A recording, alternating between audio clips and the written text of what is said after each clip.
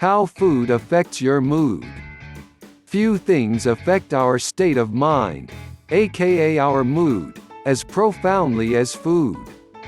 Women being propelled by some mysterious hormonal force to eat chocolate during PMS is one good example. There's just something in that chocolate that makes them feel so good. Aside from the emotional ties around food, such as associating it with celebration or entertainment, there is also the physiological side that affects our mood. We've all seen children throwing fits in the cereal aisles or at the checkout stand where all the sweets have been placed for impulse buying. I don't know about you, but I've never seen such outbursts in the broccoli aisle. People crave almost instinctively comfort foods which are high in carbohydrates, which the body immediately converts into sugar in the bloodstream upon consumption. Consuming processed and refined foods which contain exorbitant amounts of sugars and artificial ingredients and practically no dietary fiber renders the eater into a blood sugar nightmare. Even cooked starches that some consider healthy, such as potatoes, rice and pasta, are converted into simple sugars quickly in the body.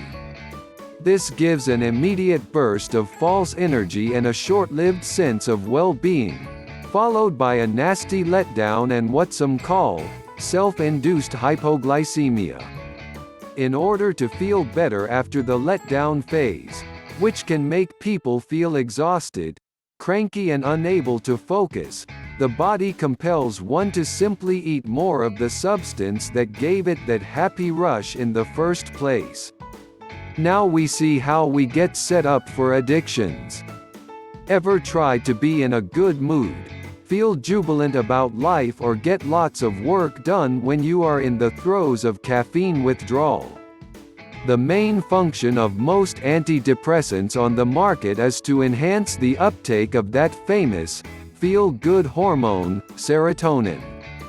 When this brain chemical is low, people crave carbohydrates and comfort foods in order to get it. But if we learn how to nourish the brain properly, we need not suffer from nutrient or serotonin deficiencies, and consequently we can avoid the addictions that keep us bound to the constant highs and lows. There is a sound and foolproof way to accomplish this.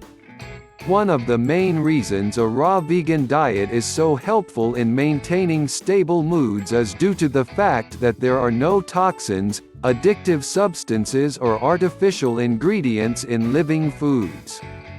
Moreover, raw foods are loaded with fiber to keep the intestinal tract and colon in tip-top shape as well as clean. If the colon is overloaded with waste, this waste is recirculated in the bloodstream again and again. How peaceful and blissful do you think you can feel with your body's own waste nourishing your brain?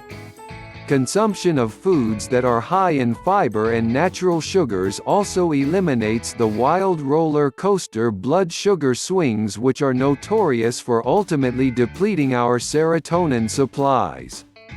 After a period of detoxification, which may sometimes be a bumpy road as our emotions are detoxified as well, the mind becomes clearer and sharper. Better health also brings an improved outlook on life and renewed hope that other improvements are possible. When we begin to look better, perhaps by dropping a few pounds or our skin clears up, we definitely begin to strike a more cheerful tone.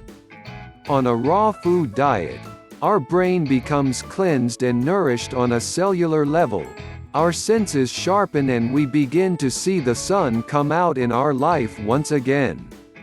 Won't you join me in eating naturally?